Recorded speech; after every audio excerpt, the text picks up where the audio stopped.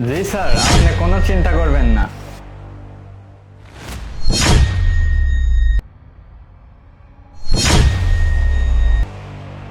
Sir আমি তো বলছি আপনি কোনো টেনশন করবেন না, আপনার ওয়াইফের একদম হসপিটালে অনেক খেয়াল রাখতেছি। হ্যাঁ স্যার, আরে স্যার আমি তো আগেই বলছি তাই না? আর হ্যাঁ স্যার, আপনার চিন্তার কোনো কারণ নেই। যে ট্রিটমেন্টের কথা বলছেন না, একদম ভালোভাবে ট্রিটমেন্ট করছি। হ্যাঁ স্যার, কোনো কিছুর কমতি রাখিনি। আর স্যার, এই যে আপনি যে বিষটা দিতে বলছিলেন না, ওইটারও কাজ হয়ে গেছে। হ্যাঁ স্যার, হ্যাঁ ওকে স্যার, ওকে এখন ফোনটা রাখতেছি। ওকে ম্যাডাম, উঠুন, উঠে এই জুসটা খেয়ে নিন, উঠুন।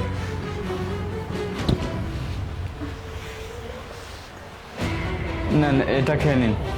না না, আমি এখন কোনো জুস খাবো না, আমার শরীরটা না অনেক খারাপ লাগতেছে। আরে ম্যাডাম, আপনি কি বলতেছেন এসব? এটা না খেলে তো আপনি একদম অসুস্থ হয়ে পড়বেন। আর আপনি এমনিতেই তো 2-3 দিন হলে কোনো কিছু খান নাই। দেখুন না, মানে আমার শরীরটা হঠাৎ করে এখন থেকে অনেক খারাপ লাগছে, আর এটা যদি আমি খাই না তাহলে আমার ভিতরে যেতে যেতে একদম সব কিছু বের হয়ে আরে এসব কি বলতেছেন আপনি? ডাক্তার আপনি না আমি? আমি যা বলি তাই শোনেন। এটা আপনি খেলে একদম সুস্থ হয়ে যাবেন। আর আপনার স্বামীর নির্দেশ আছে যে আপনাকে ভালোভাবে সেবা যত্ন করতে হবে। আর যদি এইসব না দেখে তাহলে তো আমার চাকরি থাকবে না। এক কাজ করুন, আপনি এটা খেয়ে নিন। দেখুন না, আমি বারবার বলতেছি আমার শরীরটা অনেক অস্থির লাগতেছে, আর তাছাড়া আমি তো বলতেছি আমি এখন এটা খেতে পারবো না, আমি না হয় পরে খেয়ে নেবো। এই যে আমি ডক্টর, ঠিক আছে? আমি এটা দিচ্ছি মানে আপনি সুস্থ হয়ে যাবেন। আপনি খান, কিন্তু নিতে বলছি নেন।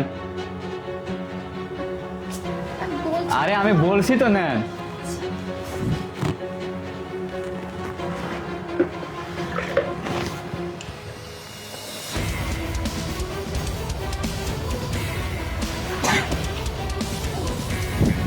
ম্যাডাম ঠিক আছেন আপনি?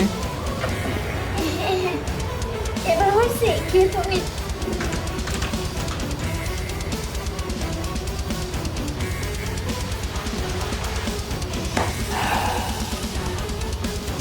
একেবারে শেষ। হ্যাঁ স্যার, আরে আপনার ওয়াইফ তো একদম শেষ। হ্যাঁ, একদম মারা গিয়েছে, সব জুস খেয়ে নিয়েছে। আচ্ছা আচ্ছা, সমস্যা নাই স্যার। আচ্ছা ঠিক আছে, আমি লাশটা পাঠানোর ব্যবস্থা করতেছি। আচ্ছা ঠিক আছে,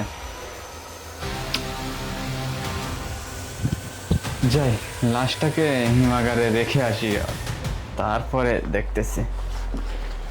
দাঁড়ান, কোথায় নিয়ে যাচ্ছেন আমাকে?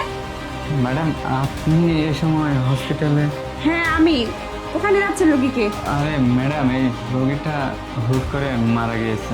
মারা গিয়েছে মানে? কি করে মারা গেল? ও অসুস্থ ছিল, এই জন্যই মারা গেছে। ও। তাই হিমাগারে রেখে আসতেছি, ওর বাড়ির ফ্যামিলির কেউ আসলে দিয়ে দেবো। ও আচ্ছা আচ্ছা, চিকিৎসা করতে করতে মারা গেছে তাই না?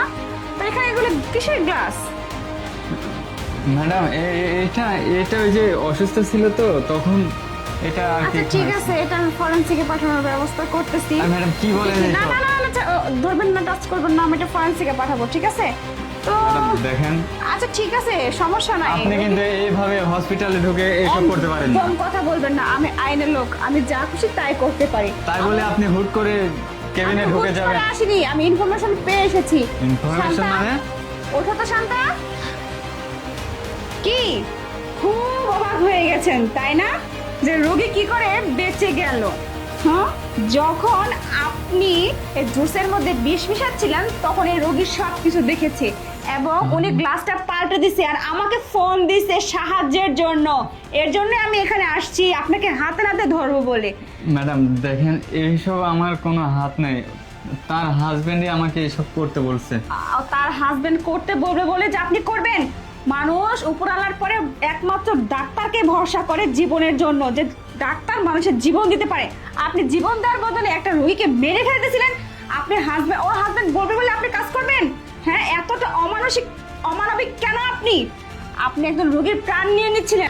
আজকে আপনাকে থানায় নিয়ে গিয়ে এমন অবস্থা করব না যে আপনাকে দেখে সবাই শিক্ষা গ্রহণ করবে, কোনোদিনও আর এরকম ভুল কাজ করার আর বেআইনি কাজ করার সাহস পাবে না। আপনি একটা রোগীর জীবন নিয়ে নিচ্ছিলেন তাই না?